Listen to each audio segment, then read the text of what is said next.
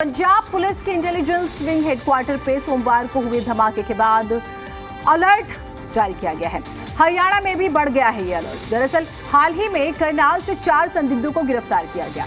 चारों संदिग्ध पंजाब के रहने वाले थे और इनका कनेक्शन पाकिस्तान से जुड़ा भी बताया गया। अब सवाल ये है कि इन संदिग्धों की गिरफ्तारी में कुछ दिन बाद ही मोहाली में धमाका हो गया।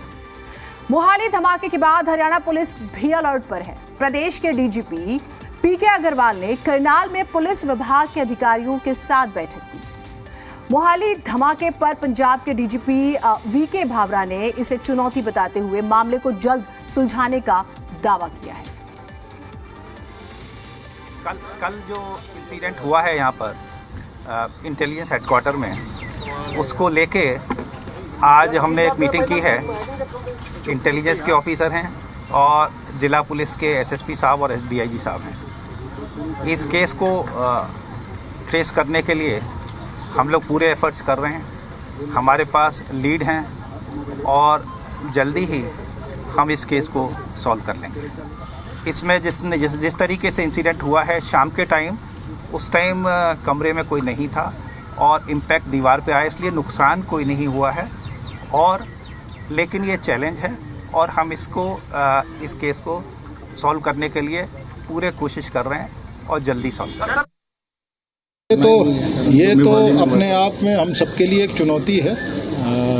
पीछे करनाल में बस्ताड़ा पे जो आतंकवादी पकड़े गए थे और उनसे जो रिकवरी हुई है और कल की जो घटना है, तो इन सब को देखकर हमने अपनी जो है ये कार्य योजना बनाई है। और हम पहले भी सभी डिस्ट्रिक्ट एसपीज़ हैं, रेंज के आईजीज़, एडीजीज़ हैं, कमिश्नर्स हैं, उनको भी हमने सतर्क किया है कि इस पे पूरे तौर पे मुस्तैदी रखें और इस चुनौती का भली प्रकार से सामना करें। दोनों ही राज्यों के डीजीपी को आपने सुना, बहुत ज़रूरी था इनका बयान भी। अब कुछ सवाल हैं और फिर हम इसकी चर्चा शुरू करेंगे। क्या मोहाली अटैक का करनाल में गिरफ्तार संदिग्धों से कोई कनेक्शन हो सकता है? सबसे बुनियादी सवाल इस घटना के बाद जो हर दिमाग में आया होगा। सवाल दूसरा, क्या पंजाब हरियाणा में माहौल खराब करने की साजिश हो रही है? और आपको बकायदा डाटा के जरिए बताएंगे पिछले 1.25 सालों में पंजाब में कहां क्या हुआ है। सवाल, क्या करनाल में संदिग्धों की गिरफ्तारी और मोहाली अटैक के बाद हरियाणा अलर्ट पर है? बहुत महत्वपूर्ण है ये, क्योंकि हरियाणा में न सिर्फ हम सिर्फ करनाल प्रकरण की बात करें, फरवरी में सोनीपत में भी 4 लोग पकड़े गए थे, उनका भी कनेक्शन। तो ये कुछ सवाल हैं जिसका हम जिक्र कर रहे हैं और इन सवालों के जरिए जानने की कोशिश। पहला सवाल, क्या माहौल खराब करने की कोशिश हो रही है? फिर सवाल ये, क्या हरियाणा भी टारगेट पे है? और हम लगातार देख रहे हैं कि हिमाचल में क्या हुआ, हरियाणा में पकड़े जाते हैं, पंजाब का बार बार जिक्र हो रहा है, फिर दिल्ली भी आते हैं और उसके बाद तेलंगाना भी चर्चा में आ गया, मुंबई भी चर्चा में आ गया।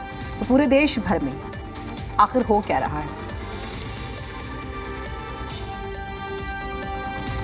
तो कुछ सवाल और सवालों के जरिए हम जानने की कोशिश करेंगे कि आखिर ये जो लगातार ये नए प्रकरण सामने आ रहे हैं, सबसे बुनियादी तो ये कि हरियाणा इसमें कहां पर है। दूसरी बात ये कि पंजाब को लेकर भी उतना ही महत्वपूर्ण है। अगर पंजाब में कुछ होता है तो उसका असर आसपास के न सिर्फ राज्यों में पड़ेगा बल्कि देश भर में पड़ेगा। पंजाब हमारा सबसे ज़्यादा संजीदा राज्य है, जो सबसे ज़्यादा आप ये मान के चलिए कि एक सिक्योरिटी, सुरक्षा के लिहाज से जब हम बात करते हैं, वो एक अलग केयर कंसर्न मांगता है। हमारी राजनीति उसके लिए कितना तैयार है, हमारे राजनेता? सवाल ये भी, कम्युनिकेशन और कोऑर्डिनेशन, अगर ये 2 नहीं होंगे तो फिर तो इस तरह की घटनाएं आपको देखने को मिलेंगी। तो वो भी हम समझने की कोशिश करेंगे।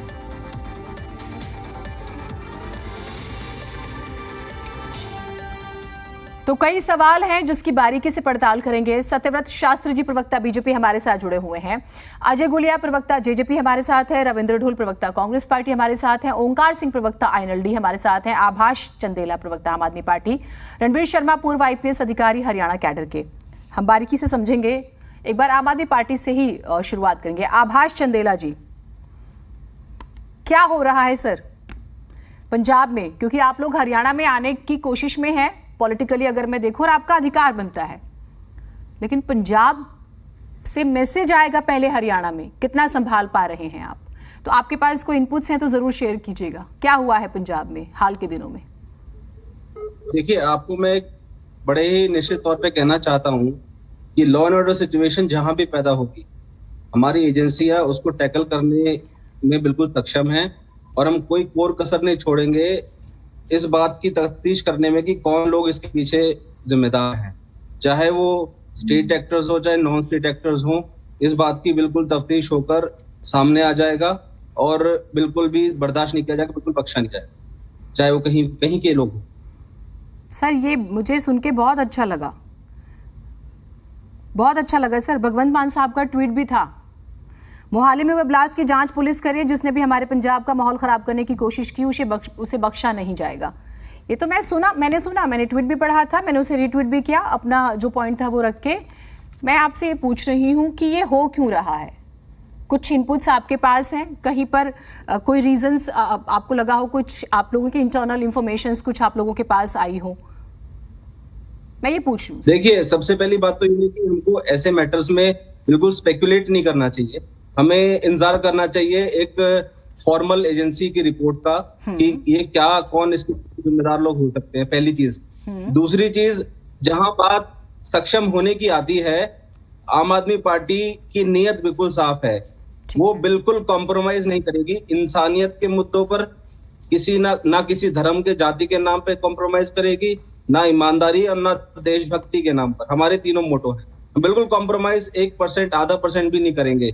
तो जब हमारी नीयत साफ है और हम सही को सामने, सच को सच सामने लाना चाहते हैं, दूध का दूध पानी का पानी करना चाहते हैं, तो जो भी इसके जिम्मेदार हैं सामने आएंगे। और ये इस तरह की, अगर ये राजनीतिक इसमें है, अगर राजनीतिक एंगल है इसके अंदर, जो कि मैं ईश्वर से प्रार्थना करता हूं कि इसके अंदर राजनीतिक एंगल ना हो और उसको दूसरी तरह से ही टैकल किया जाए। और अगर जैसे कि अब आपकी बातों से लग रहा है कि इसमें हो सकता है राजनीतिक एंगल भी हो, तो देखिए, मेरी बातों से नहीं, मैं तो आप लोगों के बीच में कितना कोऑर्डिनेशन है मैं उस पर भी बात करूंगी। राजनेता राजनीति कर सकते हैं सर, मैं आपको बता दूं पिछले साल से लेके अभी तक कहां क्या मिला मैं बताऊंगी अपने प्रोग्राम के बीच में, लेकिन ये इतना सेंसिटिव इशू है कि मैं उतनी ही संजीदगी आप लोगों से भी एक्सपेक्ट करती हूं। आप समझ रहे हैं? देखिए, लोग मारे जाते हैं, राजनेताओं को तो राजनीति करनी है, मैं सभी को नहीं कहूंगी इस बारे में, लेकिन इस पर हम चाहेंगे कि फैक्चुअल बातें करें। ठीक है, आपने अपना पहले मैडम, ठीक है, बोल लीजिए। उन्माद फैलाने की कोशिश हुई पटियाला के अंदर, आपने देखा 24 घंटे के अंदर जो भी लोग जिम्मेदार है सारे सलाखों के पीछे हैं। तो मैं आपको यही बताने की कोशिश कर रहा हूं कि आम आदमी पार्टी की बिल्कुल नीयत साफ है, अच्छी गवर्नेंस देने की नीयत है। और अगर कोई आम आदमी के खिलाफ कुछ भी कायराना हरकत करने की कोशिश करेगा तो उसको उस तरीके से टैकल करने की भी नीयत हमारी बहुत साफ है। मैं आपको ये बताना चाहता हूं कि पहले भी अगर कोशिश हुई है, आज कोशिश हुई है, भगवान ना करे, ईश्वर ना करे कि आगे कोशिश हो, हम बिल्कुल बख्शेंगे नहीं, बिल्कुल 0 टॉलरेंस है हमारे से। ठीक है, ये बहुत जरूरी भी है, ये होना भी चाहिए, बहुत जरूरी है। और मैं उस विषय पर बात करूंगी जो राजनीति का आपने जिक्र किया, सबसे स्वीट आतंकवादी वाले पॉइंट पर मैं आपसे बात करूंगी। क्या हमारे नेताओं के जो स्टेटमेंट्स हैं ये मनोबल बढ़ा देते हैं या इससे क्या मैसेज जाता है? सत्यव्रत शास्त्री जी, देखिए, हाँ। बोए पेट बबूल के तो आम कहां से खाए, इस बात को लेकर पिछले 1.5 साल से हम संकेत कर रहे थे, बार बार जोर दे रहे थे कि किसान आंदोलन की आड़ में देश में क्या हो रहा है और क्या लोग जम रहे हैं। और उसके संकेत न केवल पंजाब में है बल्कि हिमाचल, हरियाणा और तेलंगाना तक।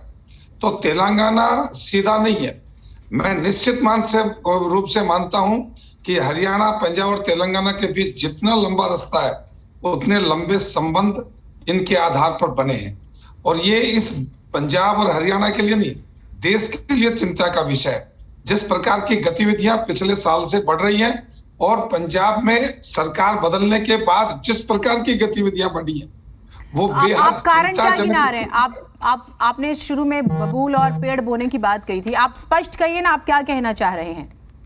स्पष्ट कहिए। तो मैं आपसे पूछूंगी कि सेंटर की एजेंसीज की कितनी जिम्मेदारियां हैं? अगर बॉर्डर से कुछ आ जाता है तो उसके लिए कौन जिम्मेदार है? मैं आपसे पूछूंगी, लेकिन अभी आप यहाँ पे स्पष्ट जरा शॉर्ट में जवाब दे दीजिए। देखिए, इन सब घटनाओं के पीछे जो भी तत्व हैं वो राष्ट्र विरोधी हैं और उनकी जड़ें पिछले 1.5 साल से जमने लगी थी, जो आप जम चुकी हैं। लेकिन हम इस बात को लेकर कोई राजनीतिक प्रतिद्वंदता या राजनीतिक विद्वेष को न चलाकर, जवाब नहीं सर जी, आप ये बताइए बबूल का पेड़, सर बबूल का पेड़ किसने बोया? सुनिए तो आप सुन तो लो। नहीं मैं नहीं समझूंगी, मैं नहीं हूँ समझदार, हमारे दर्शक नहीं वो भी नहीं समझ पाए। आप एक बार हम समझाएंगे, आपको समझाएंगे, समझाने के लिए बैठे हैं, धैर्य रखेंगे तो समझ पाएगा। हाँ समझाएं। मैं ये कहना चाह रहा हूं कि जिस प्रकार से किसान आंदोलन के अंदर जिस प्रकार के राष्ट्र विरोधी तत्वों को सह दी गई, उनको स्टेबिलिटी देने के लिए काम किया गया और उसके आधार पर पंजाब के चुनाव में जिस प्रकार के तत्वों का बाहुबल और धन उपयोग का उपयोग हुआ, सत्ता परिवर्तन हुआ, कुमार विश्वास का बयान आया, वो इस बात का संकेत करते हैं। और हिमाचल के माननीय मुख्यमंत्री ने जिन शब्दों का प्रयोग किया उनको मैं कोट कर रहा हूं कि जहां जहां आप जाती है उसके पद चिन्हों को देखकर राष्ट्र विरोधी तत्व वहां तक पहुंचते हैं। इस बात में दम है, इस बात में कहीं किसी प्रकार की शक संदेह नहीं है। इसलिए मैंने कहा कि बोए पेड़ बबूल का तो आम कहां से खाए। जिन तत्वों को आधार मानकर, जिनके कंधों के ऊपर आप सब चढ़कर सत्ता आसीन हुए हैं, वो लोग वही बोएंगे जो। ठीक है, अब आपने खुल के आपने बात की। मैं ये कहता हूं ये जो घटना हुई है ये केवल संकेत है। इंटेलिजेंस के स्थान पर बम विस्फोट होना, ये केवल आदमी की हत्या करने की बात होती तो वो उस समय को चुन सकते थे, लेकिन केवल संकेत किया है कि हमारी जड़ें कहां तक, हम क्या तक कर सकते हैं। ठीक है, आपको याद दिलाऊंगा। नहीं सर, अभी मैं बाकी एक बार मेहमानों को भी शामिल करूं। आपका पॉइंट आ गया, मैं एक बार सभी। ठीक है सर, ठीक है सर, एक एक करके मैं रिक्वेस्ट करूंगी आप सभी से। ठीक है सत्यव्रत जी, आ गया आपका पॉइंट, आ गया। प्लीज बाकियों से भी बात करनी है कि हम क्या कर सकते हैं और फिर इस देश ने क्या क्या। अजय गुलिया जी, और उसने भी क्या भुगता। ठीक है, इन चीजों को अजय गुलिया जी, क्या हरियाणा भी टारगेट पर है? क्योंकि करनाल में भी 4 संदिग्ध मिलते हैं, उससे पहले सोनीपत भी चर्चा में आया था। नहीं देखिए, मैं एक चीज स्पष्ट कर देना चाहता हूँ कि जब देश की अखंडता और प्रभुता की बात आएगी तो मैं ये चाहता हूँ कि पंजाब गवर्नमेंट को भी हरियाणा का सहयोग करना चाहिए और हरियाणा गवर्नमेंट को पंजाब का। ये देखिए, हमारे देश के नागरिकों की सुरक्षा की, हमारे देश के सुरक्षा की बात है। इस पर राजनीतिक चर्चा ना करते हुए हम लोग सब लोगों को साथ मिलकर के ऐसी राष्ट्र विरोधी ताकतों को उखाड़ फेंकने में सबको सहयोग करना चाहिए जो हमारे राष्ट्र के खिलाफ कोई भी अगर साजिश करने की बात करता है। लेकिन इसमें मैं एक चीज ऐड ऑन करना और चाहूंगा कि देखिए, पुलिस का और सरकार का एक इकबाल होता है, चाहे वो आतंकवादी हैं या वैसे कोई विरोधी हैं, इस प्रकार के लोग हैं, उनमें एक इकबाल होता है, डर होता है। लेकिन जब सरकार, आपने इस्तेमाल किया था शब्द सॉफ्ट, देखिए जब इस प्रकार का ढिलमिल रवैया किसी भी सरकार का रहेगा तो ऐसे लोगों को बल मिलता है। मैं तो अनुरोध करूंगा सभी प्रदेश की सरकारों से कि वो इस प्रकार का रवैया किसी भी इस प्रकार के संगठन के लिए ना अपनाएं जिससे राष्ट्र को नुकसान हो सकता है।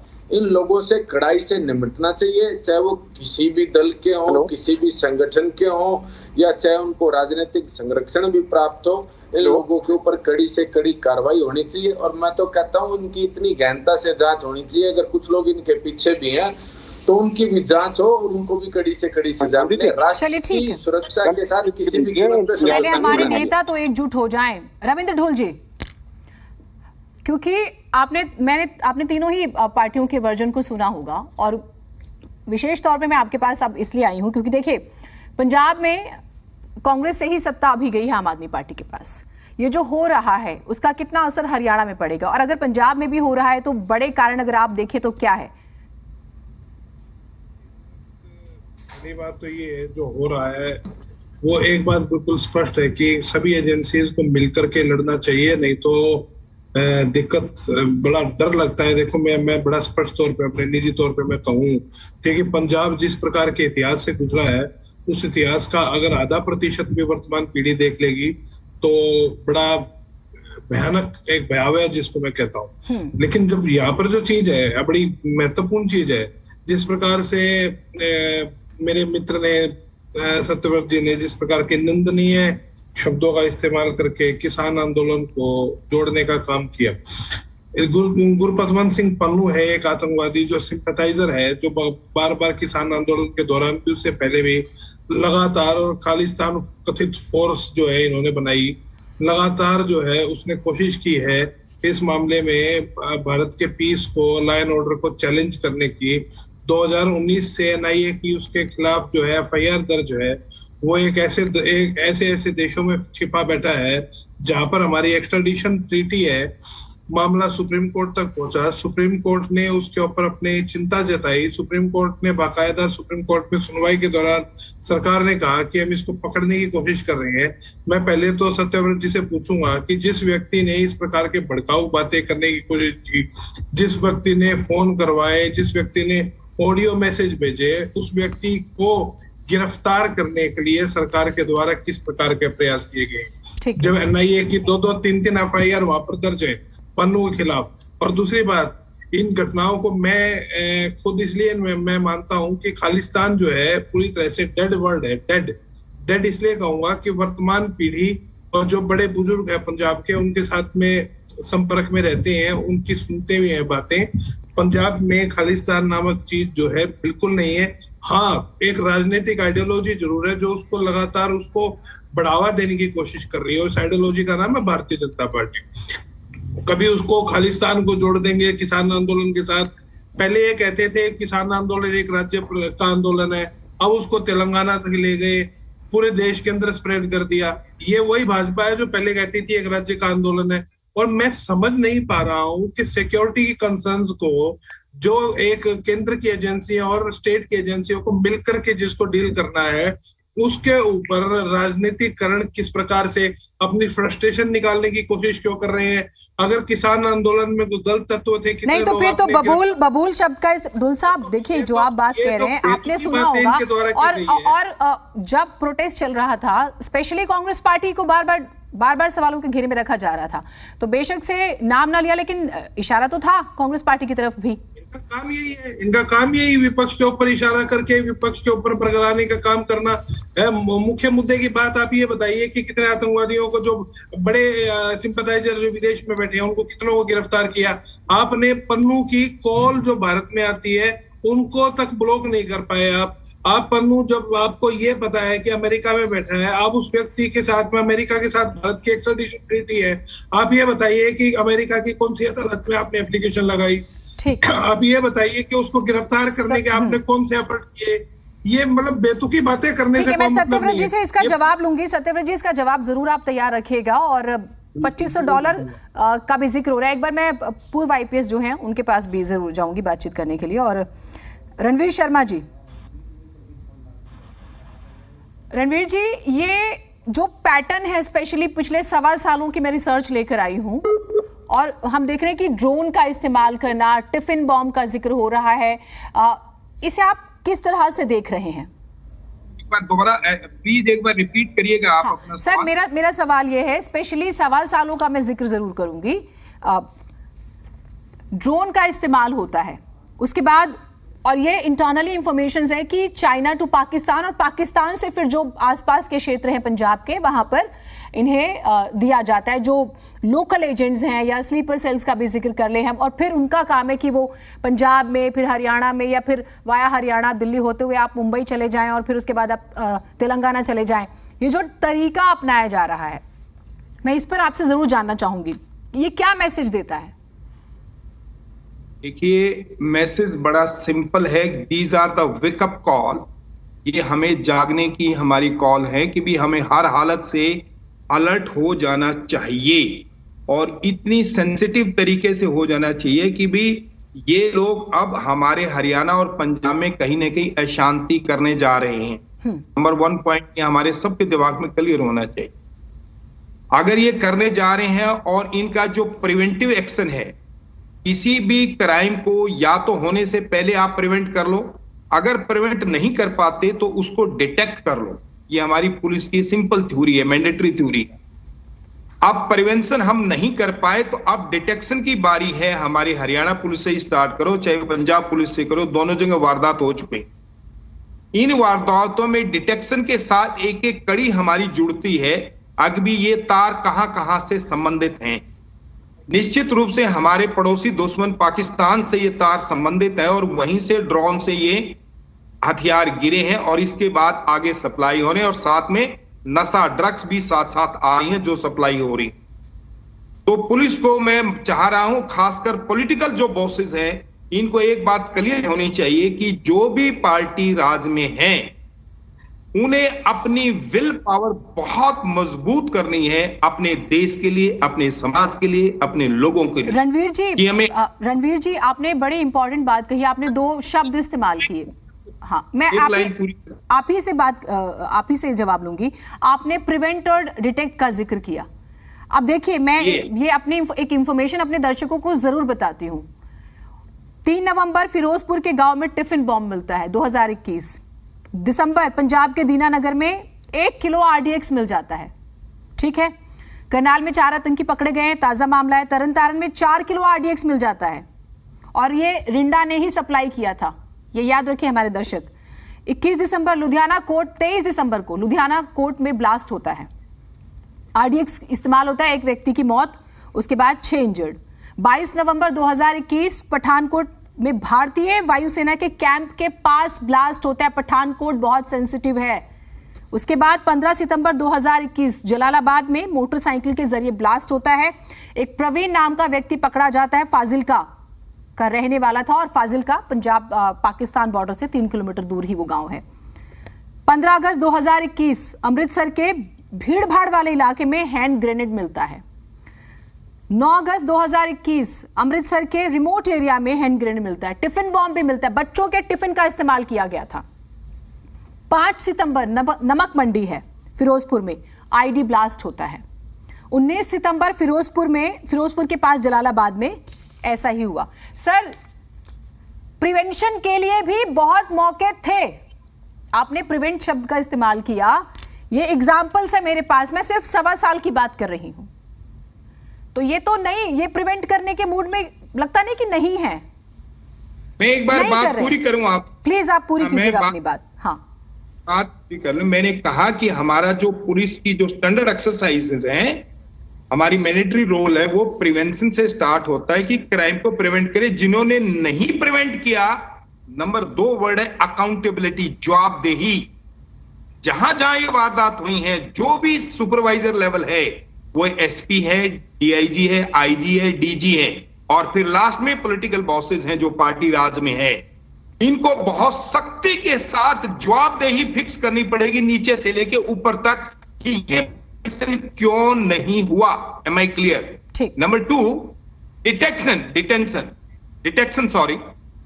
जब कोई क्राइम हो गया तो वो प्रिवेंट नहीं कर पाए, तो जिनकी जवाबदेही फिक्स होनी है, क्या उन लोगों ने क्राइम को पकड़ा? क्राइम को पकड़ने में वो कितने सफल हुए, कितने असफल हुए, फिर जवाबदेही फिक्स होगी। कोई भी महकमा बगैर जवाबदेही अकाउंटेबिलिटी के नहीं चलता है। ये पॉलिटिकल जो बॉसेस हैं, सरकारें हैं, ये अंडरस्टैंड कर लें कि आप पुलिस को पूरी फैसिलिटी दीजिए, पूरी सुविधा जो वो चाहिए, चाहे। ठीक है, मैं इस पर और आपसे बातचीत करूंगी और बकायदा ये समझने की भी कोशिश, क्योंकि एक और चीज बहुत बेसिक है, जो ये तरीका अपनाया जा रहा है, और इस बार तो इंटेलिजेंस ऑफिस को अगर टारगेट किया गया है, सेम जम्मू कश्मीर में होता है, जहां पर जो सरकारी कार्यालय हो या फिर पुलिस के जो स्टेशंस की बात करें, या फिर स्पेशली इस तरह की जो संस्थाएं हैं, उसे टारगेट किया जाता है। कोई मैसेज है इसके पीछे से, समझेंगे। ओंकार जी, माफी चाहूंगी, थोड़ा सा इंतजार कराया।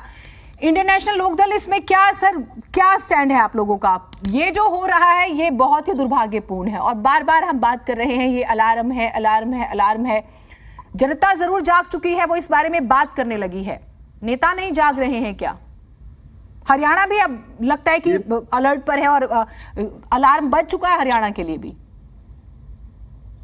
जीनत जी, सबसे पहले तो मैं आपसे रिक्वेस्ट करना चाहूंगा कि आज का मुद्दा बहुत ही सेंसिटिव, संवेदनशील मुद्दा है, जो हमारे देश और प्रदेश की सुरक्षा से जुड़ा हुआ है। बेशक सर। इस मुद्दे पर मेरे भाई शास्त्री जी अगर आज भी बोया पेड़ बबूलगा कह रहे हैं, ये राजनीति ना करें, वास्तविकता पर आए।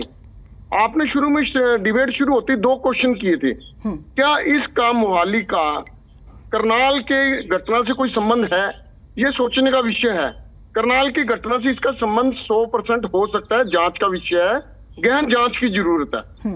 दूसरा, आपने पूछा था क्या पंजाब और हरियाणा का माहौल खराब करने की कोशिश है। मेरा ये मानना है कि ये पंजाब और हरियाणा का माहौल खराब करने की कोशिश है, और खराब कौन करेगा ये जग जाहिर है। जब से बीजेपी सरकार सत्ता में आई है तब से आपसी भाईचारा, सांप्रदायिक माहौल बिगड़ता ही जा रहा है। और मैं आपको बताना चाह रहा हूं 2019 में पुलवामा हुआ था, अब 2024 नजदीक है, हम सबको बहुत सतर्कता से काम करना है। और एक चीज और कहना चाहूंगा कि जो राष्ट्रीय सुरक्षा है और प्रादेशिक सुरक्षा है, ये मुख्य रूप से राष्ट्र की जिम्मेवारी है, केंद्र की जिम्मेवारी है। जितनी मेन एजेंसियां हैं, चाहे वो रा है, चाहे वो NIA है, चाहे वो CBI है, चाहे CID है, ये मुख्य रूप से केंद्र के कब्जे में है।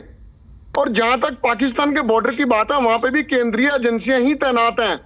मुख्य रूप से जिम्मेवारी भी केंद्रीय सरकार की बनती है, और केंद्र में बीजेपी सरकार है। मैं 2-3 घटनाओं का जिक्र करना चाहूंगा जीनत जी यहाँ पे, जिसकी वजह से मैं स्पष्ट कर पाऊंगा कि ये बीजेपी सरकार माहौल खराब करने में विश्वास रखती है। कुछ दिन पहले उत्तराखंड में बीजेपी ने सरकार ने के बंदों ने ऐसा कुछ काम किया कि आपसी भाईचारा बिगड़ा। इसके बाद जहांगीरपुरी की बात ले लीजिए, वहां पे भी भाईचारा बिगड़ा। और अभी कुछ दिन पहले, मात्र 10 दिन पहले, अंबाला छावनी जो बहुत पीसफुल एरिया रहा है, अंबाला शहर के विधायक असीम गोयल बीजेपी के विधायक हैं, ये एक मीटिंग में शपथ लेते हैं, हम शपथ लेते हैं भारत को हिंदू राष्ट्र बनाने के लिए बलिदान देंगे या लेंगे। ये सत्यवत शास्त्री जी, बोया पेड़ बबूल का बबूल आप ही बो रहे हो, आम नहीं काटोगे आप इसमें से। आपसी भाईचारा खराब बीजेपी कर रही है। आप एक चीज स्पष्ट कीजिएगा जल्दी से, ठीक है? मैं आपके आरोप को लेकर जरूर बात करूंगी, लेकिन अगर आप जहांगीरपुरी का जिक्र करते हैं या अगर आप उत्तराखंड का जिक्र करते हैं या अलग अलग जगहों पर कुछ घटनाएं हो रही हैं, तो आप उसे आतंकवाद से कैसे जोड़ सकते हैं? मैं बताता हूं, आतंकवाद की तो जांच होनी जरूरी है और सख्त से सख्त कार्रवाई प्रत्येक स्टेट को करनी जरूरी है।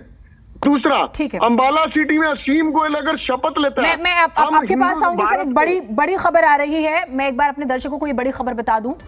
केंद्रीय खुफिया एजेंसियों को रिंदा पर शक है, हमले की साजिश हरविंदर सिंह रिंदा की हो सकती है। यानी कि करनाल प्रकरण, हमने सबसे पहले सवाल पूछा था आपसे, करनाल और मोहाली का कोई कनेक्शन है क्या? कनेक्शन का सबसे महत्वपूर्ण व्यक्ति रिंदा माना जा रहा है कि उसका इसमें हाथ हो सकता है। बड़ी खबर है ये, मोहाली में इंटेलिजेंस दफ्तर पर हमले का मामला, केंद्रीय खुफिया एजेंसियों को रिंदा पर शक है, हमले की साजिश हरविंदर सिंह रिंदा की हो सकती है, केंद्रीय खुफिया एजेंसी को हरविंदर रिंदा पर शक। ये बहुत महत्वपूर्ण बात है। अपनी बात पूरी कर लीजिए ओंकार जी, फिर मैं इसका जवाब जरा बीजेपी के नेता जो है सत्यव्रत जी से लेती हूँ। जी, आपने बोला था कि प्रत्येक स्टेट में कम्युनिकेशन और कोऑर्डिनेशन जरूरी है। मैं मानता हूँ, बिना कम्युनिकेशन और कोऑर्डिनेशन के सरकारें एक अलग चीज है। चाहे यहाँ बीजेपी की सरकार है, वहां आप पार्टी की सरकार है, कोई भी सरकार ये नहीं चाहेगी उसकी स्टेट में कोई गलत बात हो, कोई गलत घटना घटे। इसके लिए सरकारों में, चाहे भिन्न पार्टियों की सरकारें हैं, आपस में कोऑर्डिनेशन और कम्युनिकेशन बहुत जरूरी है। इसके बगैर जांच एजेंसियां पूरा काम नहीं कर पाएंगी। और मैं बताना चाहता हूं, जब से बीजेपी सत्ता में आई है प्रदेशों में और केंद्र में, तब से आपसी भाईचारा बिगड़ा है। तो मेरी सत्यव्रत शास्त्री जी से हाथ जोड़ के बेनती है, हम एक भारत के निवासी, अखंड भारत के, मैं बार बार शब्द यूज करूंगा, अखंड भारत के। ये भारत किसी एक जाति, धर्म, संप्रदाय का नहीं है, ये हम सब का है। अगर कोई बीजेपी का विधायक ये कहता है कि हम भारत को हिंदू राष्ट्र बनाएंगे, तो ये निंदनीय है और इनको उसके खिलाफ कार्रवाई करनी जरूरी है। सत्यव्रत जी, अल्पसंख्यकों इनके ऊपर विश्वास है। सत्यव्रत जी, करनाल प्रकरण में रिंदा का नाम आया था, उसके बाद अभी भी अब जो हमने खबर ब्रेक की है उसमें भी रिंदा का जिक्र हो रहा है। एक व्यक्ति 18 साल की उम्र में अपने रिश्तेदार की हत्या करता है, थोड़े वक्त बाद वो हम देखते हैं किस तरह से पैसे मांगे जाते हैं, उगाही का काम, रंगदारी शुरू करता है। 4 से ज्यादा मर्डर केसेस हैं उसके ऊपर। अभी संभावना है कि वो पाकिस्तान में है, और तमाम जो मैंने एग्जांपल्स दिए उसमें कई में रिंदा का नाम भी है। अब आप मुझे ये बताइए, आप लोगों की तरफ से क्या कोशिशें की गई, चाहे रिंदा का जिक्र करें चाहे पन्नू का जिक्र करें, ऐसे लोगों को पकड़ने के लिए? देखिए, 2 विषय, ये केंद्र का विषय है और हम स्टेट के लोग अपनी सीमाओं के रहकर अपने आज राजनीतिक डिबेट कर रहे हैं। इसलिए केंद्र की एजेंसियों का काम है देश के बाहर काम करने का, काम करेंगे वो बता पाएंगे। लेकिन जो करनाल का और मोहाली का जो इंसिडेंट है उसमें एनआई के साथ पंजाब, तेलंगाना और हरियाणा, दिल्ली, ये सभी जांच एजेंसियां उसके अंदर शामिल हैं। सभी जांच एजेंसियां उनसे बातचीत कर रही हैं और जिस प्रकार से ओमकार जी ने इस प्रकार के आरोप लगाए ये निराधार है और मैं इनकी निंदा भी करता हूं इस बात के लिए। भारतीय जनता पार्टी कभी तोड़ में विश्वास नहीं करती, वो जोड़ने में विश्वास रखती है। और यदि जिन तत्वों को भाजपा के आने से यदि कहीं परेशानी है तो उनकी राजनीतिक परेशानी है, उनके अपना फ्रस्ट्रेशन है। और इस देश के अंदर ऐसे राजनीतिक दल बहुत हुए हैं जो सत्ता प्राप्ति के लिए कितनी कितनी गलत ताकतों के साथ हाथ मिलाकर सत्ता में आए हैं और केवल उनको सत्ता, भारतीय जनता पार्टी यदि सत्ता में आने के लिए इस प्रकार के हथकंडों का प्रयोग करती तो 2 से लेके और पूर्ण बहुमत की सरकार के लिए उसको 40 साल का इंतजार नहीं करना था। इसलिए भारतीय जनता पार्टी की राजनीति, आपने अब जो बात कही है, आपने गुपकार गैंग सुना होगा सर, पीडीपी के साथ सरकार बनाने की भी बातें हुई, सरकार बनी, आपने देखा होगा।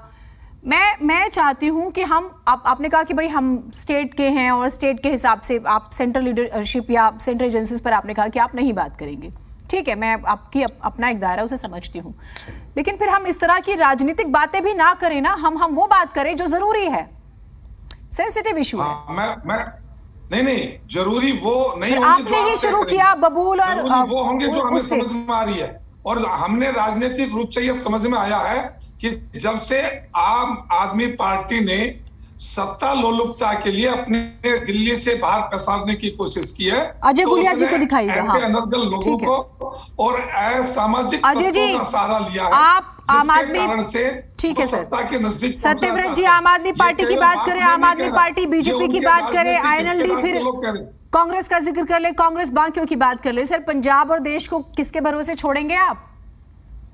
बता दीजिए किसके भरोसे छोड़ दिया आपने लोगों को? उनकी जिम्मेवारी, जो भरोसे किसी के नहीं, भरोसे जो, क्योंकि वो मुझे तो नजर नहीं आ रहा कि कोई जिम्मेदारी ले, नहीं मुझे तो नहीं नजर आ रहा।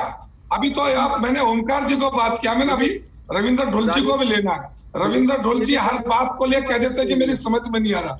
भैया रविंद्र ढोल जी, आप बहुत जल्दी कांग्रेस के रंग में रंग गई, आपको शब्दावली समझ में आ गई और आपने कांग्रेस के इतिहास को नहीं पढ़ा। आपने अकाली आंदोलन, आतंकवाद को किस प्रकार से डेवलप किया, उसका इतिहास आपने समझा नहीं। इस देश ने उसके एक ढिलाई के लिए और उसके समर्थन के लिए कितना बलिदान दिया, उस इतिहास को पढ़कर देखिए, इतिहास, आपको अगर आप इतिहास ही याद दिलाएंगे, हम आगे की बातें कब करेंगे? आंकड़ों को हम अपने हाथों में लेकर वापस क्या 80 वाले दशक में चले जाएं? पंजाब की बात करें, क्या वापस 80 वाला पंजाब हो जाए? नहीं, आप अगर आप ये सब याद ही दिलाते, हमने सीखा क्या फिर? आईएसआई को पंजाब पठानकोट में ले आए थे ये लोग, इनका तो दोस्ताना वहां रिलेशन है पाकिस्तान से, वहां पे बिना ये आपकी शब्दावली है ना। मैंने जो हिमाचल के मुख्यमंत्री जी का शब्द प्रयोग किया वो आप पर लागू होता है और इसीलिए तुम्हारे अंदर फ्रस्ट्रेशन है कि तुम्हारे रहते इंटेलिजेंस ऑफिस में बम कैसे विस्फोट हो गया, इसकी जिम्मेवारी आप सेंटर पर कैसे रख सकते हैं? आप मुझे बताइए, आपके 3 महीने के शासन के दौरान जिस प्रकार की आतंकवादी गतिविधियां, प्रकार से खालिस्तान के नारे, जिस प्रकार से खालिस्तान समर्थक खुले घूम रहे हैं, उसको कौन सा इशारा कर रहा?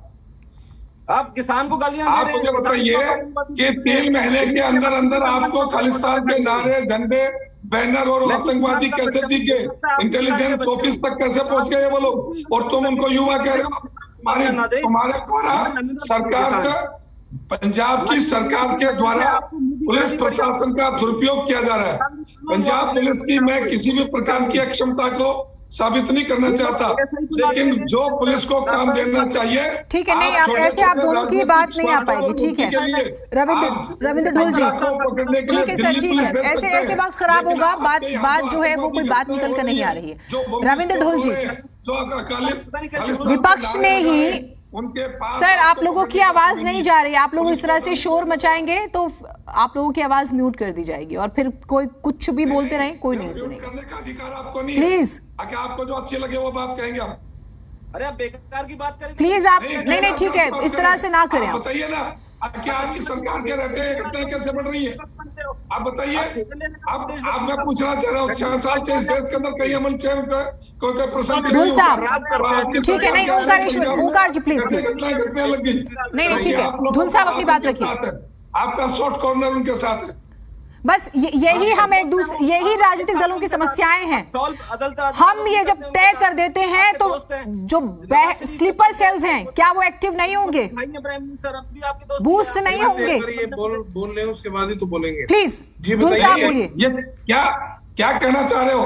तुम्हारी दोस्ती है, जो तुम्हारी सरकार बनी है और तुम्हारा जो पैसा आया वो कहां से आया, उसका खुलासा नहीं हुआ?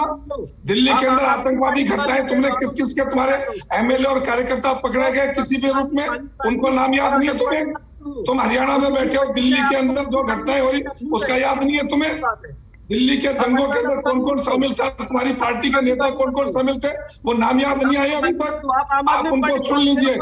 आपके अंदर यदि दम है और मादा है तो उन लोगों को सुनने का और सहन करने की। सत्यव्रत जी और ये प्लीज अब आप हरियाणा में इनका फेडर डाउन कीजिए प्लीज। है ठीक है सर, इतनी देर से मैं आपसे कह रही हूँ और मैं आपको एक जरूर नियम बता दूं, इस तरह से चिल्ला के बात करने से कोई आपकी बात बाहर नहीं जा रही होती। सीरियस इशू है, संजीदगी रखिए। ढूल साहब, विपक्ष ने कितनी जिम्मेदारी निभाई? और मैंने 1.25 साल का लेखा जोखा जब रखा है तो 10 मार्च को आम आदमी पार्टी आई है, उससे पहले तो आप ही थे। कोऑर्डिनेशन ही नहीं है। अब हरियाणा भी देखिए अलर्ट पर है, मीटिंग्स हो रही हैं। कोऑर्डिनेशन मैं बताता हूँ आपको कोऑर्डिनेशन क्यों नहीं है। कोऑर्डिनेशन इसलिए नहीं है क्योंकि मुद्दे का राजनीतिकरण बार बार किया जा रहा है। जो स्टेट एजेंसी और सेंट्रल एजेंसी को जिस प्रकार मिलके काम करना चाहिए उस प्रकार से काम करने की जगह एजेंसियां एक दूसरे के जो है राजनेताओं को, छोटे मोटे लोगों को पकड़ने में, यहाँ से वहां करने में लगी हुई है। मैं कुछ फैक्चुअल बताऊंगा जीनत। ये खालिस्तान रेफरेंडम के नाम से जो इनका एक सिख फॉर जस्टिस ने जो एक ड्रामा स्टार्ट किया था कुछ साल पहले, 2020 के अंदर इस ऑर्गेनाइजेशन को, एसएफजे को जो है बैन किया केंद्र ने अधिसूचना जारी करके। 2018 में अमृतसर में एनआईए ने एफआईआर दर्ज की, 2019 में कोची में एनआईए ने एफआईआर दर्ज की, 2020 में एनआईए ने दिल्ली के अंदर एफआईआर दर्ज की। जीनत, आपके गुड़गांव के अंदर आपकी एफआईआर है, कुरुक्षेत्र के अंदर एफआईआर है, पंजाब के अंदर एफआईआर, चंडीगढ़ के अंदर एफआईआर है। बावजूद उसके एक अदना सा व्यक्ति गुरपतवंत सिंह पन्नू जो लगातार आज के दिन में हरियाणा के अंदर डिस्टर्बेंस की, कथित डिस्टर्बेंस की हम बात कर रहे हैं, जो जब से ये पिछले कुछ दिनों से पन्नू ने हरियाणा के सभी लोगों को एक मैसेज देना प्रारंभ किया है कि हरियाणा खालिस्तान का हिस्सा है, बनने वाले खालिस्तान का हिस्सा है। मैं बड़ा कंपोल्ड वे में ये मानता हूँ, यूएस और इंडिया के साथ में 1997 से एक्सट्रेडिशन की ट्रीटी है। व्हाइट स्टोन न्यूयॉर्क में यूनिट नंबर 22 में इसका एड्रेस है। एड्रेस मैं बता रहा हूँ और मैं नहीं बता रहा, एनआईए के पास इसका एड्रेस मौजूद है। मुझे ये बताइए, इस प्रकार के व्यक्ति को खुला क्यों छोड़ा गया है केंद्र की एजेंसी के द्वारा? क्या केंद्र की एजेंसी की कोई जिम्मेदारी बनती नहीं है कि इस देश के प्रति? मेरा पहला प्रश्न ये है, जब समस्या अलग अलग स्टेट्स में हो रही है तो किसी एक राज्य या एक पार्टी को एट्रीब्यूट नहीं कर सकते, वह एट्रीब्यूट होगा केंद्र की एजेंसी को और केंद्र में सरकार किसके, मुझे बताने की आवश्यकता नहीं है।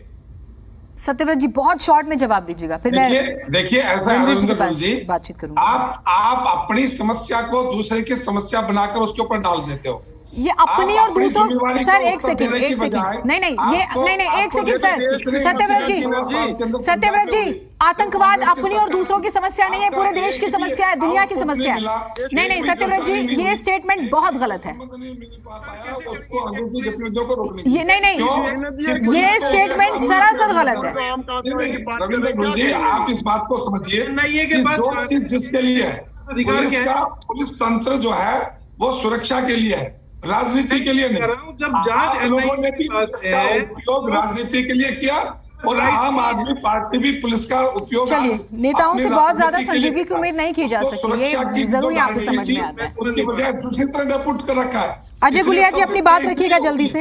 अजय गुलिया जी, जो काम करवाना चाहिए ठीक है, उसकी बजाय उससे ठीक है। अजय गुलिया जी, पुलिस का काम सुरक्षा का है, उससे राजनीति करवाना। अजय गुलिया जी, आपको सरकार चलाने की अथॉरिटी दी है या आप प्रशासनिक अधिकारी के रूप में चुने गए हैं, आपको प्रशासन चलाने की अथॉरिटी आपके पास है, तो दोनों की एक रिस्पॉन्सिबिलिटी भी बनती है, चाहे वो सरकार है चाहे प्रशासनिक अधिकारी है।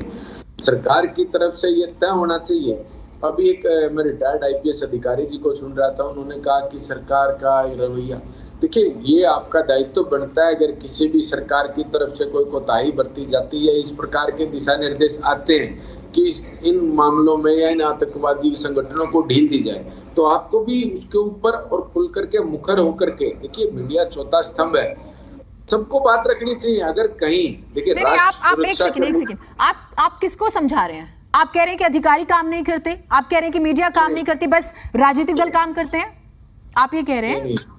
नहीं, मैं ये कहना चाह रहा हूँ, अगर कोई अधिकारी ये शिकायत करता है कि सरकार की तरफ से उसको ढिलाई के आदेश थे, तो वो कोई भी सरकारें हो, वो तुरंत मीडिया में आकर के, क्योंकि मीडिया चौथा स्तंभ है लोकतंत्र का। तो आप इस मंच से ये कह रहे हैं कि अधिकारी ज्यादा शक्तिशाली है नेताओं से, आप ये कह रहे हैं? नहीं, मैं इस मंच से ये कहना चाह रहा हूँ कि दायित्व, कलेक्टिव रिस्पॉन्सिबिलिटी सबकी बढ़ती है, वो नेताओं की भी बढ़ती है। इतनी मासूम बात तो आपने नहीं कही है जितना आप कह रहे हैं। मैं आपकी बात को समझ रही हूँ। नहीं, आप मेरी बात को रिवाइंड करके देख लें, यही बात है। मैं समझ गई सर, एक बारी में समझ आता है।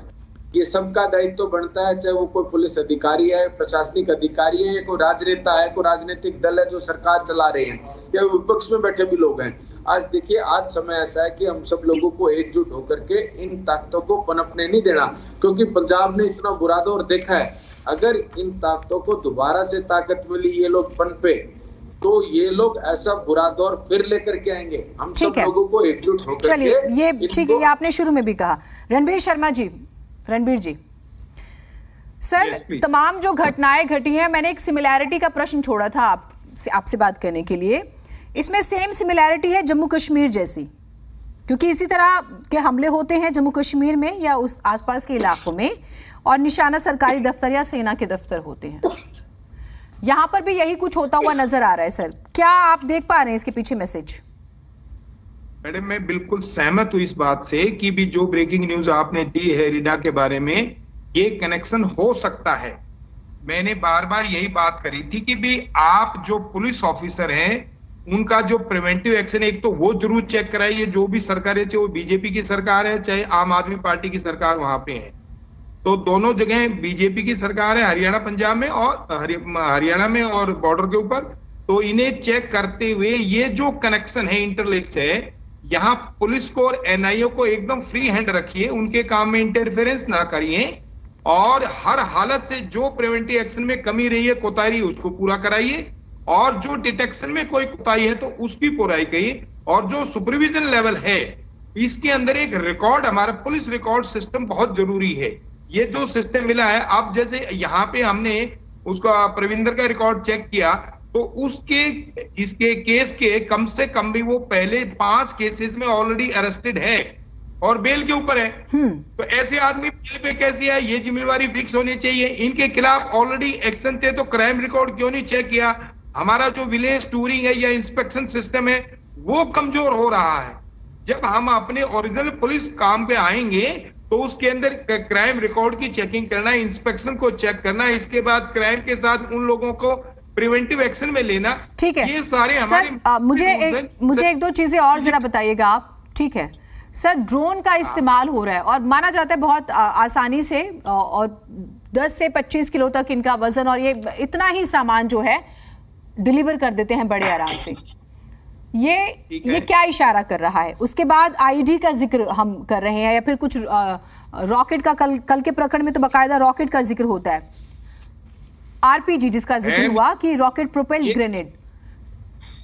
जो अपराधी आजकल है वो हाई प्रोफाइल अपराधी हैं और डिजिटल युग आ गया है, तो हमें बॉर्डर पे अपने रडार से इतने सिस्टमेटिक तरीके से प्रिवेंशन करना पड़ेगा, बीएसएफ के साथ, हमारी आर्मी इंटेलिजेंस के साथ, हमारी मिलिट्री सर्विसेज के साथ, कि जिससे कि ये हमारे बॉर्डर एरिया पे घुसने की हिम्मत ना सकें और रडार पे आते ही फौरी इनको उड़ा दिया जाए। तो ये इंटेलिजेंस जो इनपुट है, और मिलिट्री की है, चाहे हमारी आईबी की है, और चाहे हमारी लोकल टीम्स है, लोकल टीम बहुत इंपॉर्टेंट है, एसएचओ की और चौकी इंचार्जों की, और प्लस बीएसएफ की, फिर ये चारों फोर्सेस की जो कोऑर्डिनेशन है और उनकी अकाउंटेबिलिटी फिक्स होगी नीचे से लेके ऊपर तक, कि भाई ये तुम्हारे एरिया में क्यों घुसा। अब चाहे वो बीएसएफ की ड्रोन आया ना, वो हमारे रडार पे क्यों नहीं, हमारी क्या कमी रही, हमें फीडबैक लेनी चाहिए अपने मुलाजमों से, अपने अफसरों से भी, हमारी क्या कमी रही, और उस कमी को पूरा करते हुए प्रिवेंटिव एक्शन के साथ साथ फिर डिटेक्शन। चंदेला साहब, इसका तो जवाब आपको देना चाहिए ना, चंदेला साहब। नहीं जी, बिल्कुल बिल्कुल इसकी बिल्कुल जांच हो रही है। जो भी इसमें इन्वॉल्व है, चाहे वो हरियाणा की तरफ से हो चाहे पंजाब की तरफ से हो, बिल्कुल सबके नाम सामने आएंगे और जल्दी इस पे विश्वास रखिए कि जल्दी सब दूध का दूध पानी का पानी हो जाएगा और स्ट्रिक्ट एक्शन होगा और ऐसी नजीर पेश की जाएगी। आगे डरें जो लोग ऐसा काम करते हैं, वो काम करने से डरें। कोऑर्डिनेशन है राजनीतिक दलों के बीच में जी। हम तो यही आशा करते हैं कि सेंट्रल गवर्नमेंट कोऑर्डिनेशन के साथ अपनी एजेंसीज को कोऑर्डिनेट करके चले और हम तो साथ हैं, हम तुम्हारे साथ मिलकर काम करने को। फिर तो ओंकार जी आपके सारे सवाल ध्वस्त हो जाते हैं। कोऑर्डिनेशन के साथ काम हो रहा है, हरियाणा अलर्ट पर आ गया है। अब हरियाणा पंजाब में तो पानी और राजधानी से ही फुर्सत नहीं है, यहाँ आतंकवाद सर पे बैठा हुआ है, गाड़ियां पकड़ी जा रही हैं, पहले सोनीपत फिर करनाल का जिक्र कर रहे हैं, कैसे होगा सर? जीनत जी, मैं आपको बताना चाहूंगा ये किसी प्रदेश की बात नहीं है, ये हमारे देश की बात है, भारत की बात है। एक प्रदेश की बात नहीं, कई प्रदेशों के साथ ये घटनाएं हो रही हैं और मुख्य जिम्मेवारी मैं कहता हूँ केंद्र की कोई भी सरकार, पार्टीबाजी से ऊपर उठ के कह रहा हूं मैं, जो भी सरकार है उसकी जिम्मेवारी बनती है क्योंकि मुख्य एजेंसियां जो हैं, जैसे मेरे भाई बता रहे थे रडार सिस्टम में, वो भी केंद्र के पास ही है, मुख्य रूप से सेंटर के पास है, स्टेट के पास नहीं है। और दूसरा मैं एक और बताना चाहूंगा, भारत की तकरीबन 100 से अधिक देशों के साथ प्रत्यार्पण संधि है। मेरे भाई डुल साहब बिल्कुल ठीक कह रहे थे, उस संधि का मतलब यह है कि जो अपराधी होगा, जो इंडिया में अपराध करके चाहे किसी भी स्टेट में जाएगा, वो वहां से उस देश की सरकार से उसको वापस इंडिया में ला सकते हैं। तो आप ये कह रहे हैं कि बीजेपी जो है वो कोशिश नहीं कर रही, सत्यव्रत शास्त्री जी सिर्फ राजनीति कर रहे हैं। मैं उसी बात पे आना चाहता हूँ। आप जरा जीनत जी 2019 की बात सोच लीजिए, बिल्कुल चुनाव के पास में आके पुलवामा हमला हो जाता है, 300 किलो RDX आ जाता और आज तक उसका पता नहीं लगता कहां से आया।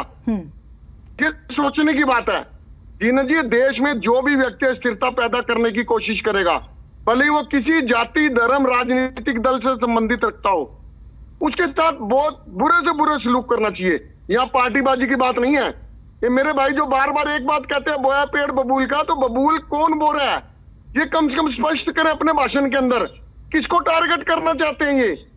यहाँ सिर्फ सुरक्षा एजेंसियों की बात है, देश के हित की बात है, और जितनी सुरक्षा एजेंसियां देश की काबिल हैं और कहीं काबिल नहीं, रा ले लो, NIA ले लो, CBI ले लो, बहुत एजेंसियां हमारे पास, सत्यव्रत जी सेंट्रल फोर्सेज है हमारे पास। देखिए, जब आप चिंता कर रहे हैं और एजेंसियों की क्षमता पर प्रश्न चिन्ह नहीं हो रहा, और हम कह रहे हैं कि हमारी कोई भी एजेंसी राजनीतिक क्षेत्र में गतिविधियों में नहीं है, वो केवल और केवल अपने काम में, यदि कहीं कोई गड़बड़ है, एजेंसियों का राजनीतिक दुरुपयोग है, तो वो दिल्ली और पंजाब से, राजस्थान में अभी नया एक शगुफा छोड़ दिया, राजस्थान की पुलिस नोएडा में जाती है, पंजाब की पुलिस दिल्ली में जाती है, और फिर वहां से पकड़ के हरियाणा को उसमें बीच बचाव करना पड़ता है।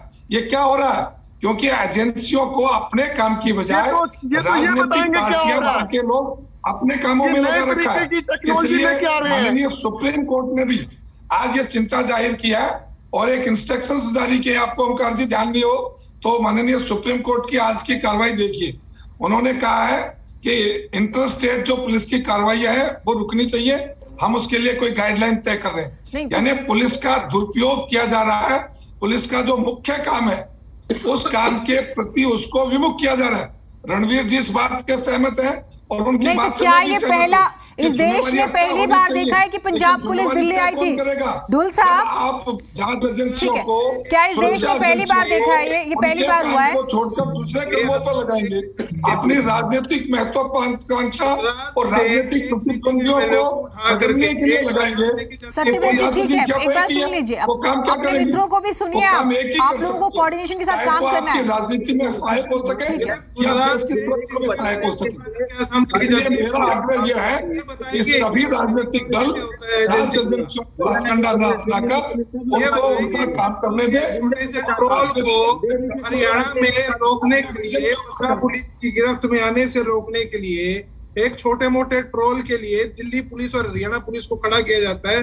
गुजरात से एक सिटिंग MLA को उठा करके आसाम पुलिस उठा करके लेके जाती है। ये बताएंगे कि राजनीतिकरण कैसे होता है, ये बताएंगे। इनसे पूछना चाहिए कि किसी विपक्षी पार्टी को राजनीतिकरण कैसे होता है। आप अपने स्तर पर करिए ना। आपने अपने समय में क्या किया पंजाब में कर रहा है। आप कांग्रेस का इतिहास पढ़िए। पंजाब के आतंकवाद को बढ़ाने में कांग्रेस ने कितनी बड़ी भूमिका ली। इतिहास पढ़ाने के लिए कह रहे हैं, इनको लगा दीजिए यूनिवर्सिटी में। आप नहीं पढ़ना चाह रहे उसको, और आप छोटी छोटी चीजों को लेकर, और आज उसी बात को मैं फिर कह रहा हूं कि हम सबको अपने राजनीतिक महत्वाकांक्षा लोगों के बीच जाकर करनी चाहिए। राष्ट्र विरोधी ताकतों के साथ अपने को राजनीति नहीं करनी चाहिए। राजनीति के लिए सकारात्मक पक्ष बहुत है। जनता के बीच जाइए, जनता का विश्वास जीतिए। सत्ता में जनता लेकर आती है, राजनेता नहीं। सत्यव्रत जी, ये बात आपने बड़ी अच्छी कही कि सत्ता में जनता लेकर आती है। उसी जनता पे तो बन आई है ना अभी। सत्यव्रत जी, अगर आप सुनेंगे तो सुनिए जरा प्लीज। सत्ता में जनता लेके आती है, जनता पे ही आफत आ गई है। आपको ये बात समझ में नहीं आ पा रही क्या? कितनी सरल सी बात है। क्या समझाना चाह रहे हैं? मैं आपको ये समझाना चाह रही हूं, सत्ता में आपको जनता लेकर आती है। आज जनता डरी हुई है, हर दूसरे दिन कुछ ना कुछ ऐसा हो रहा है। मिलकर काम कब करेंगे? मैं ये पूछ रही हूं आपसे। ये दोषारोपण से ऊपर कब उठेंगे? आतंकवाद समस्या है, को समझाना चाहिए। ये आतंकवाद समस्या है। जो शक्तियां केंद्र के पास है वो उसका इस्तेमाल करें। राज्य की जिम्मेदारी है कि वो लूप में लेकर आगे बढ़े। नहीं होता हुआ नजर आ रहा ना। आपको नजर नहीं आ रहा होगा, लेकिन मैं जो संकेत कर रहा हूं कि जिस जांच एजेंसी को पंजाब की सुरक्षा का जिम्मा है, वो जांच एजेंसियां राजनीतिक इच्छा पूर्ति के लिए दूसरी जगह दौड़ती हैं। हरियाणा के अंदर कैसे आकर वो 4 युवक पकड़े गए, वो पंजाब क्रॉस कर आए। पंजाब पुलिस को नहीं मिला, पंजाब पुलिस को वो सामान नहीं मिला, और करनाल के अंदर आते हरियाणा पुलिस ने पकड़ लिया। क्या कर रही थी पंजाब पुलिस? आप ऐसे करने से नहीं रहा। आप रविंद्र ढोल जी, आप इस बात का जवाब चाहिए हमें ना। गुजरात पंजाब के बीच से चलकर सारा पंजाब क्रॉस कर आई, राजनीतिकरण की बात उनको नहीं पकड़ में आई, और जैसे हरियाणा में आई वो पकड़ी गई, तो फिर वो कमी कहा कि वहां की फोर्स को राजनेताओं ने अपनी चाकरी के लिए लगाया हुआ है, अपनी राजनीतिक प्रतिद्वंदियों को प्रेशर करने में लगाया हुआ है, जांच एजेंसियों को उनका काम करने दें। ओंकार जी, आप मुझे ये बताइए, क्या इस तरह से देशवासी सुरक्षित रहेंगे? ओंकार जी, बिल्कुल नहीं। मैं इसकी निंदा करता हूँ, जैसे प्रोसीजर चल रहा है इसकी निंदा करता हूँ। सबसे पहले जनता की सुरक्षा बहुत जरूरी है। जब सत्यव्रत शास्त्री जी कह रहे हैं जनता ही नेता चुनती है, ये राजतंत्र नहीं लोकतंत्र है, जनता ही चुनती है, सबको मालूम है। तो जनता की सुरक्षा तो सर्वोपरि होनी चाहिए। और जब भी कोई बात आती है, सत्यव्रत शास्त्री जी इतिहास समझाने की बात करते हैं, तो जीनत जी मेरी आपसे एक रिक्वेस्ट है, यहाँ तो इन्हें किसी स्कूल या कॉलेज में बैठा दीजिए, वहाँ इतिहास पढ़ाएंगे। और दूसरा जीनत जी, मैं एक बात आपको कहना चाहूंगा, आप बार बार अगर सत्यव्रत शास्त्री जी से सवाल पूछेंगे तो ये मेरे को लगता है आपको भी देशद्रोह की संज्ञा दे देंगे। ठीक है, नहीं, ये सब खैर बेकार की बात है। कम्युनिकेशन जरूरी है। अब मेरे पास टाइम नहीं है, सिर्फ 2 मिनट बाकी हैं। आपने अपने लास्ट कमेंट्स जरूर दे दीजिएगा, और ये आप याद रखिएगा, जनता आपको सुन रही है। किसानों को आप आतंकवादी बताते हो, ठीक है, कहाँ मानते हो? नहीं, आतंकवादी नहीं है, वो आपके दोस्त हैं। जरा अभी देखना, अभी आपको परिणाम मिलेंगे जो जिस प्रकार से आपने हाथ मिलाकर पंजाब में आपके आने के बाद आतंकवाद बढ़ा है। आम आदमी पार्टी के आने के बाद आतंकवादियां गतिविधियां बढ़ी है, और शायद ये समझने की कोशिश बाकी लोग भी नहीं कर रहे। ठीक है, ये तो पॉलिटिकल स्टेटमेंट्स हो गए ना रणवीर जी। तो इसी प्रकार के लोगों के बयानों, ठीक है रणवीर जी, अब इस नहीं, ठीक है ठीक है ठीक है ठीक है रणवीर जी, आप प्रेजेंट की बात करिए। ठीक है, आप लोग कोऑर्डिनेशन बना के रखिए प्लीज। रणवीर जी, पुलिस को ओपन चैलेंज किया गया है, और अगर हमारी पुलिसिंग इसी तरह से बदनाम होगी तो बहुत ज्यादा अलार्मिंग सिचुएशन नहीं है। प्लीज, आप लोग लाए थे, केस का बंटवारा आप लोगों ने करवाया था। ठीक है, सुन ही नहीं रहा, इन्हें एक बात नहीं सुना पा रहे हैं हम। नहीं, आप बोलिए आप बोलिए। मैं कह रही हूँ सर, पुलिस को ओपन चैलेंज, इंटेलिजेंस को हर दूसरे दिन इस तरह की चीजें मिल रही हैं। हम आईडी का जिक्र कर रहे हैं, वेपन्स का जिक्र कर रहे हैं, ड्रोन का इस्तेमाल हो रहा है, technically they are very active. WhatsApp groups हैं, पंजाब का युवा टारगेट पे है, रिंडा की पहुंच है युवाओं में। हम बार बार ये बात कह रहे हैं, संजीदगी नजर नहीं आ रही है। जीनत जी, आप बात सही कह रहे हैं। मैंने बताया है कि भाई अभी ये जो अभी पुलिस तफ्तीश हो रही है, चाहे वो करनाल में हो रही है या मोहाली में हो रही है या इससे पहले पटियाला में हो रही है, ये तफ्तीश जो डिटेक्शन की तरफ जाएंगे और इनके जो लिंक हैं वो पंजाब और हरियाणा पुलिस के दोनों डीजी, आईजी व एसएसपी मिल करके उस डिटेक्शन की कड़ियों को जोड़ेंगे, तफ्तीश की कड़ियों को जोड़ेंगे और एक दूसरे के कोऑपरेशन करके, मदद लेकर के जितना भी ये गैंग है सारे को इकट्ठा करके हवालात में देंगे, तब ये प्रिवेंशन होगा। ठीक है, बहुत शुक्रिया सर। बिल्कुल इसी तरह होगा, पहले की सरकारों की तरह ढिलाई नहीं बरती जाएगी। नहीं सर, बातें तो हो रही है ना। मैंने मान साहब का ट्वीट पढ़ दिया, उसके बाद मैं इंतजार करी वो कुछ और करें, रिपोर्ट्स मांग ली गई। ठीक है, भुगतना पड़ेगा, इसका मतलब इनको मालूम है क्या होने वाला है। नहीं, आप लोग राजनीति करिए बैठ के फुर्सत से एक दूसरे के घर पे जाके। ठीक है, बहुत शुक्रिया आप सभी का, आप लोग जुड़े इस चर्चा में। लेकिन ये बहुत संजीदगी का विषय, न सिर्फ पंजाब के कॉन्टेक्स्ट में, संदर्भ में, बल्कि हरियाणा की बात करें, हम हिमाचल का जिक्र करें, तेलंगाना भी चर्चा में आया था, महाराष्ट्र भी चर्चा में आया था। देश के अलग अलग हिस्सों में तमाम स्लीपर सेल हैं, लोकल एजेंट्स हैं, वेपन सप्लाई हो रहे हैं, आरडीएक्स आईडी सप्लाई हो रहा है। आप सोच कर देखिए कोऑर्डिनेशन की कितनी कमी नजर आती है। कोऑर्डिनेशन के बिना तो जनता महफूज नहीं हो सकती, ये समझना होगा, हमारे सभी दलों को समझना होगा।